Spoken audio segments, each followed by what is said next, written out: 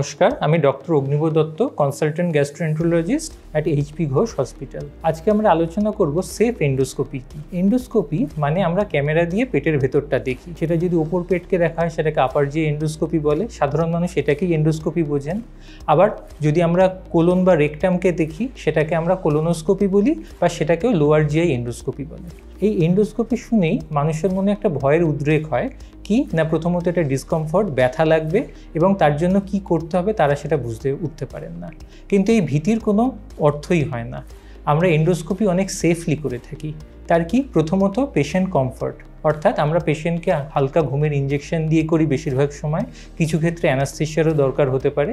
সেক্ষেত্রে বেশিরভাগ সময় মানুষ টেরই পায় না যে তার কোনো এন্ডোস্কোপি বা কোলোনোস্কোপি হচ্ছে। দ্বিতীয় প্রশ্ন বা সেফটির প্রশ্ন যেটা মানুষের মাথায় আসতে পারে, যে এন্ডোস্কোপের মাধ্যমে ইনফেকশন কিছু ছড়ায় কিনা। আমরা হাই লেভেল ডিসইনফেকশন ফলো করি, অর্থাৎ প্রত্যেক প্রসিডিউরের পরে এন্ডোস্কোপি ক্লিন করা হয় যাতে ব্যাকটেরিয়া সেগুলো সব ধ্বংস হয়ে যায়।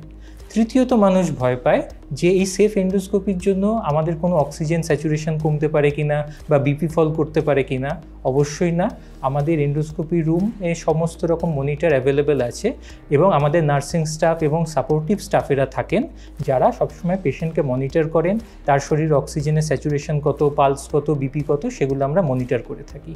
এবং আরও কিছু কমন প্রশ্ন যেগুলো মানুষের আসে, যেমন কতক্ষণ না খেয়ে থাকতে হয়। এন্ডোস্কোপির জন্য সাধারণত ওভারনাইট ফাস্টিংয়ের দরকার পড়ে।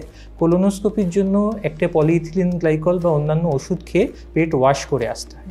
সাধারণত এগুলো ডে কেয়ার প্রসিডিওর, অর্থাৎ সকালে এসে বিকেলের মধ্যে মানুষ বাড়ি চলে যেতে পারে। যদি না কোনো থেরাপিউটিক প্রসিডিওর করা হয়, সাধারণত প্রসিডিওরের আধ ঘন্টা 45 মিনিট পরেই পেশেন্ট নর্মাল খাবার দাবার খেতে পারে। অর্থাৎ আমাদের এখানে এন্ডোস্কোপি খুব সেফলি এবং কমফোর্টেবলি করা হয়। এই এন্ডোস্কোপি নিয়ে ভয় পাওয়ার কিছু নেই। ধন্যবাদ।